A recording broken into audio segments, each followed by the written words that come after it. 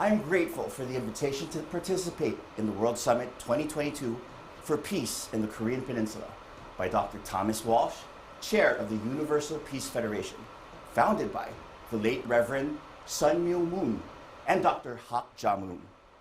She is the host and co-hosted by Samdech Hun Sen, Prime Minister of the Royal Government of the Kingdom of Cambodia, and His Excellency Ban Ki-moon, former Secretary General of the United Nations.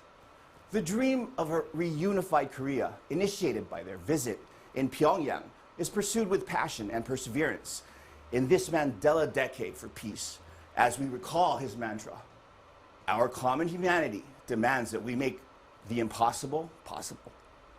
As a media leader, joining this gathering of experts from various professional fields, I have a very personal experience with the Korean people.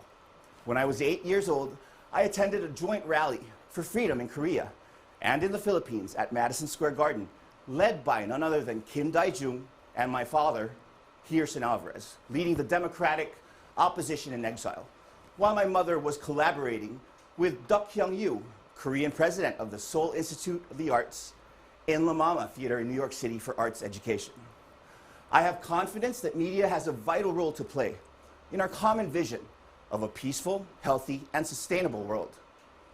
Media provided the world a full view of the horrible situation of death, destruction of homes, livelihood, infrastructure, the dreadful state of refugees, and the agonizing cries of the widows and orphans in conflicted areas of the Middle East, Africa, Latin America, and in Europe with the threat of war in Ukraine. And in our Asian region, the crisis in Myanmar and the recent missile launch in North Korea has aroused the grave concern of the UN Security Council.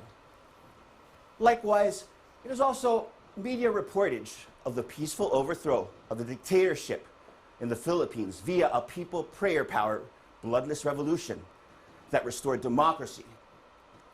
This vivid, close encounter of this event, inscribed in the UNESCO memory of the world, has been referred as the inspiration for more victories, such as the liberation of some countries, like the former Soviet Republic, the fall of the Berlin Wall, that unified one Germany, and even Arab Spring. Media is a vital tool for continuity, information, for promoting and safeguarding common cultural practices and traditions, bridging the possibility of international cooperation, harmony, and assistance. It can serve as a mirror of present conditions, preventing conflict and addressing its root causes, while strengthening the rule of law, poverty eradication, and social development. Initially, I see 4 pathways where media can respond to the query, is it possible to resolve the 70-year-old conflict and bring about peaceful reunification in the Korean Peninsula? First, the SDGs 2030 Agenda. North Korea established a new strategic framework for cooperation with the United Nations in 2016 to implement the SDGs co-signed by the UN country team led by the resident coordinator in DPR Korea. As international sanctions against North Korea continue, the focus will remain human development projects with major universities and international research institutes to prepare ways to link inter-Korean cooperation to implement SDGs in consideration of North Korea's strategic areas of need: food, agriculture, drinking water, sanitation, forest restoration, and environmental protection. Second, the Paris Climate Agreement. Climate change represents a good opportunity for the engagement of international community with North Korea, in view of the country's chronic food shortage, could be aggravated by droughts or flooding.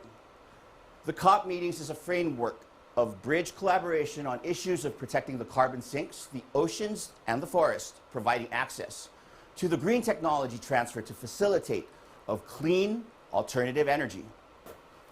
This is the year for basic sciences, for the SDGs, and scientific data must be popularized in cultural symbols people understand, reaching all sectors. Media must serve as a brilliant alternative for lifelong learning systems to inform, motivate about the problem and solutions, in reducing carbon footprints, to innovate widening use of renewable energy. The Foreign Ministry of North Korea condemned Trump in disengaging from the Paris Accord As a short-sighted, silly decision now, America returned to the agreement. This could be a contrasted opening for a reapproachment with the Biden government in the common mission for decarbonization geared towards a low-carbon green growth economy to sustain human well-being. Intangible cultural heritage as a driver for cultural diplomacy. In late 2018, UNESCO accepted a historically significant joint submission by South Korea and North Korea with their traditional Korean wrestling, Sirium, as an intangible cultural heritage of humanity. This symbolically and notable cooperation on inscription intensified dialogue between the two Koreas.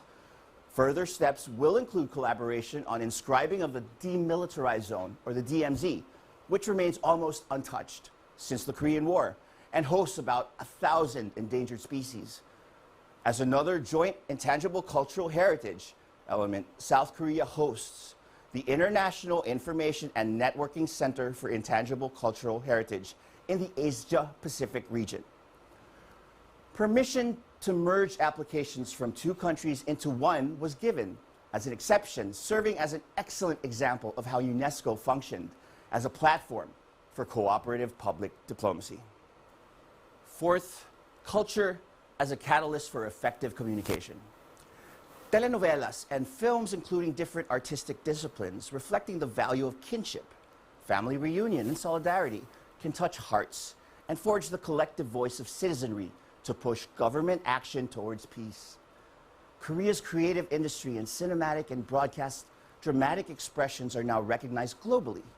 The wealth of artistic talents can portray the heartwarming stories about the bittersweet journey from separation to reunification. Infused with pride in a common heritage, history, habitat, language, and creative industries, soap operas to build the compelling vision of peace. Our television network, the Intercontinental Broadcasting Corporation, is willing to collaborate with any media organization towards this task. Education is the most effective weapon that can be used to change the world. Media is a creative global values, lifelong learning medium, to teach as a mirror, to see our foibles and seize our strength and armor against social ills, a conscientizing force with the memory of the suffering of war victims. We saw ping-pong diplomacy open the road to diplomatic relations between China and America. The world applauded enthusiastically when the North Korea sports heroes joined the South Korean team in the Olympics. North Korean artistic teams were invited to join a South Korean dance theater artist in an SDG Resilient Earth-Saving Festival to be held the first week of April this year in Manila. Under UNESCO patronage, it is devoutly to be wished with the support of Universal Peace Federation that this envisioned synergized presence can fertilize the ground for cultural dialogue towards rapprochement for peace, not by force of arms and missiles, but by the power of arts and media.